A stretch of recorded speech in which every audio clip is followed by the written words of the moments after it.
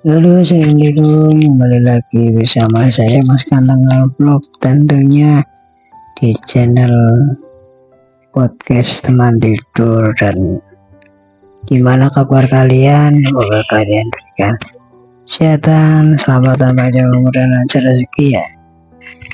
Tentunya kita akan membawakan cerita sebelum itu. Terima kasih untuk ceritanya, karyanya yang ditulis oleh Kak Nindi Fajar Isnaini ya. Terima kasih, akan Mas Kantang upload di konten podcast teman tidur ini ya. Oke, tanpa basa-basi kita langsung ke ceritanya. Judul dari ceritanya itu Teman Masa Lampau. Di suatu waktu terdapat 5 kawan sahabat yang terkenal di kalangan para orang tua di daerah tersebut. Sekawan sahabat itu terkenal dengan kekompakannya. Sekawan sahabat itu beranggotakan 5 orang anak. Aku, Kiki, Esa, Kela, dan Pawar. Anak tertua dalam sekawan ini adalah Pawar. Pawar adalah anak yang jahil dan terkadang nakal. Pawar sering dimarahi oleh orang tuanya. Terlepas dari semua itu, Pawar adalah anak yang rajin, bekerja keras, dan selalu bersemangat. Ia akan selalu menjadi orang pertama yang melindungi kami jika ada yang nakal atau saat aku sedang menangis. Pawar juga memiliki hobi bermain sepak bola. Yang kedua adalah Kiki, yang tertua kedua di antara kami. Kiki adalah anak bandel, anak nakal, pembangkang, dan juga jahil. Tapi dia juga termasuk anak yang pintar. Sifat aslinya lemah lembut, anaknya asik, diajak ngobrol, dan kreatif. Ia juga memiliki bakat melukis, terutama dalam seni kaligrafi. Hasil karyanya sangat indah dan menawan. Bahkan terkadang aku meminta diajari melukis olehnya. Yang ketiga, Esa namanya. Ia adalah anak dari keluarga yang bisa dibilang kaya. Ibunya sebagai ibu rumah tangga, ayahnya bekerja sebagai kepala sekolah, serta kakaknya bekerja menjadi perawat. Ia memiliki rumah besar dan mainan yang banyak. Esa termasuk anak yang tidak terlalu nakal. Esa memiliki hobi bermain badminton. Yang paling muda di antara kami adalah Kela. Kela adalah anak perempuan yang ceria, ramah, mudah bergaul, dan memiliki banyak teman. Hatinya baik dan lembut. Anaknya juga sopan. Pantas saja ia memiliki banyak teman. Ia memiliki hobi bernyanyi dan membaca buku. Terkadang ia juga suka bersepeda dan memasak.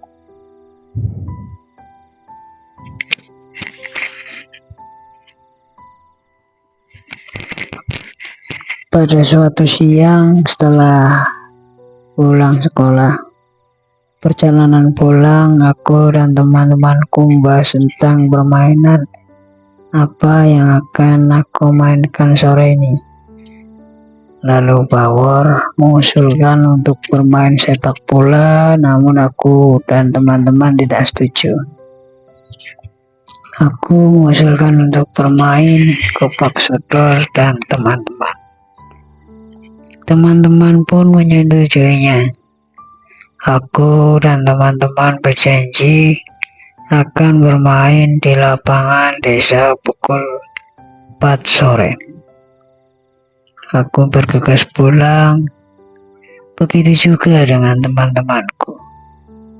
Sampainya di rumah, aku segera berganti pakaian dan makan siang. Aku melirik jam dinding yang terdapat di ruang makan. Saat itu pukul jam 2 siang. Aku melirik jam dinding yang terdapat di ruang makan. Saat itu pukul jam 2 siang. Aku bingung mau melakukan kegiatan apa. Sambil menunggu jam menunjukkan pukul 4 sore, akhirnya aku mengikuti saran dari ibu, yaitu tidur siang. Dan ibu juga berjanji akan membangunkan tepat pada pukul setengah 4 sore. Aku pun tersenyum dan bergegas mencuci piring dan mencuci tangan, lalu aku tidur siang. Tepat pukul setengah 4 sore, ibu membangunkanku, lalu menyuruhku untuk mencuci muka. Ibu juga menyuruhku untuk mandi. Namun aku menolak karena nanti akan berkeringat dan pasti akan kotor lagi. Aku bergegas ke rumah Kela setelah berpamitan dan juga tidak lupa meminta uang jajan. Saat sampai di rumah Kela, ia sudah siap dan kami lanjut pergi ke lapangan desa. Saat sampai di lapangan, ternyata sudah ada teman-teman yang lain. Aku bergabung dan bermain bersama. Saat sedang asyik bermain bersama, aku dan teman-teman merasa sangat haus. Aku dan teman-teman memutuskan untuk membeli es Marimas. Kedai es tersebut tidak terlalu jauh dari lapangan tempat kita bermain. Aku membeli es, lalu membayar kepada sang penjual es tersebut. Aku berjalan dengan santai sambil sekali bersenda gurau bersama teman-teman lainnya. Aku memutuskan untuk duduk terlebih dahulu sambil menghabiskan es Marimas milikku. Dan teman-temanku lainnya juga melakukan hal yang sama seperti yang kulakukan. Aku melanjutkan permainan yang sempat tertunda sejenak. Aku dan timku mengambil posisi sebagai penjaga. Permainan kembali dimulai. Semua tim lawan mencoba menerobos pertahananku. Namun di pertengahan permainan ada suatu hal yang terjadi, yaitu Power mendorong Kiki sampai jatuh tersungkur ke tanah.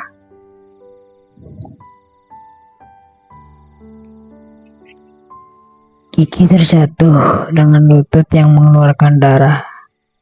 Dan sontak permainan ini pun terhenti. Aku segera menghampiri Kiki dengan perasaan cemas.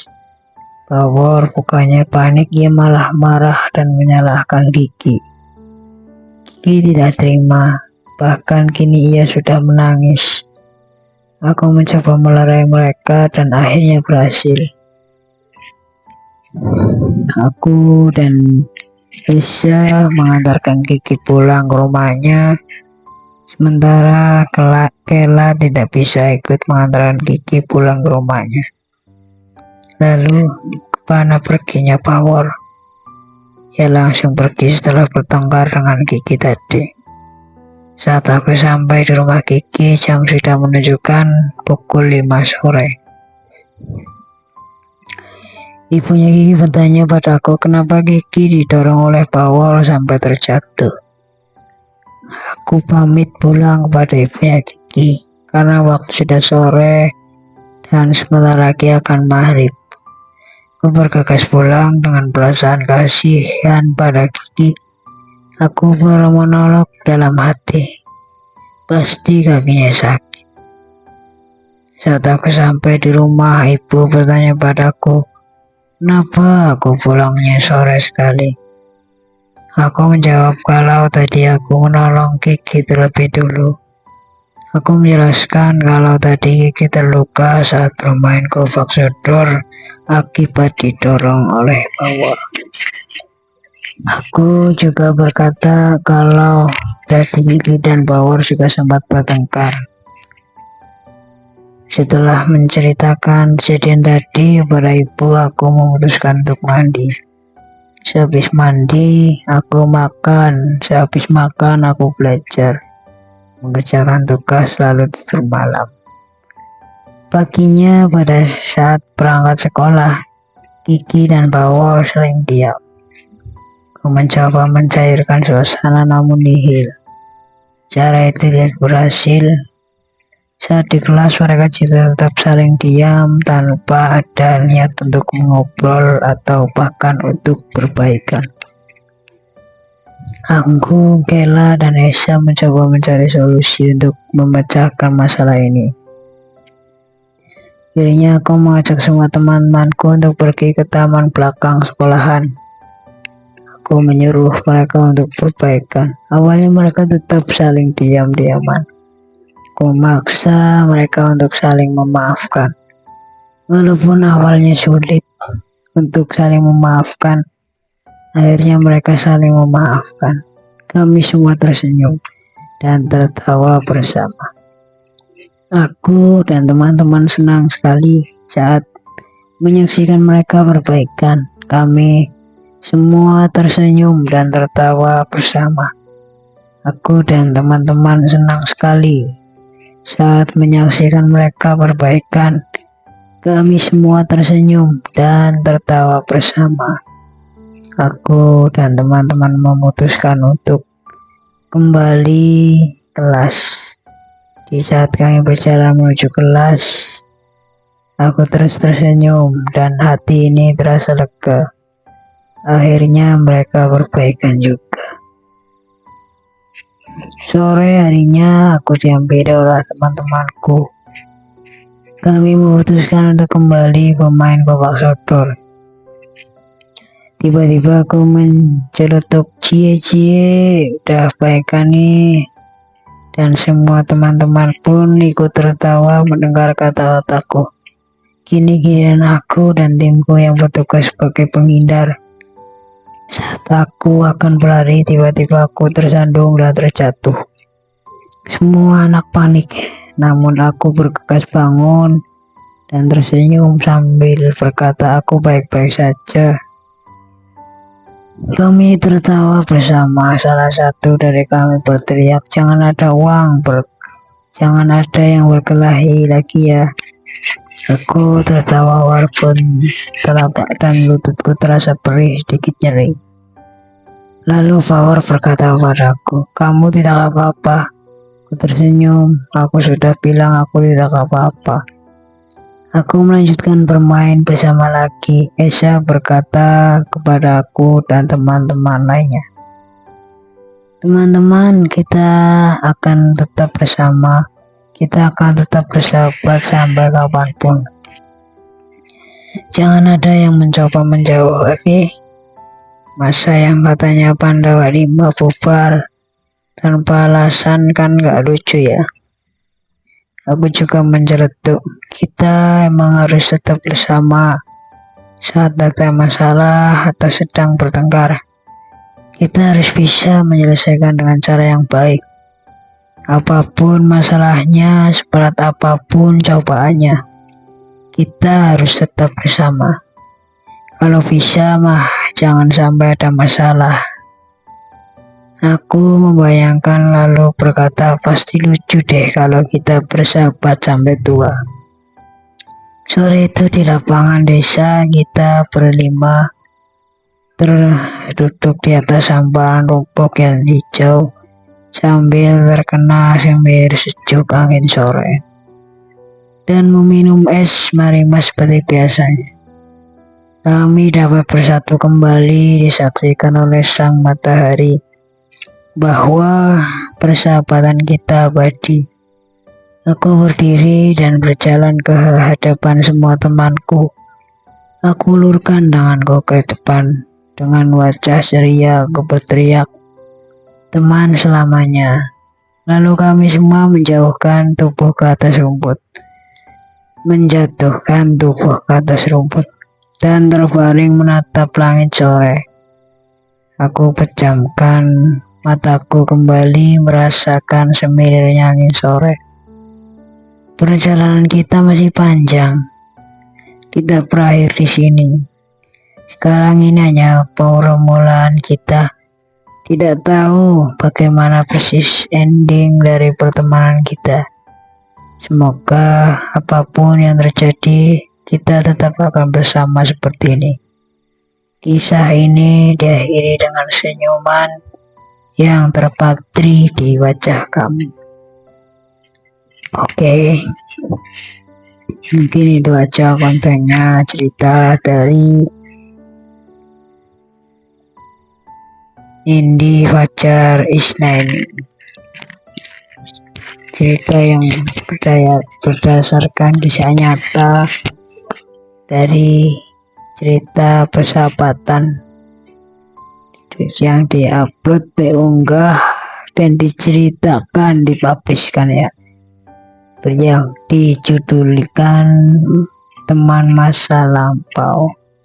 Oke, mungkin aja kontennya Mas tentang vlog tentang podcast teman tidur. Kalian bisa tidur nyenyak, semoga kalian bisa terus beraktivitas, semangat menjalani hidup, dan jangan pernah putus asa. Mati satu tumbuh seribu.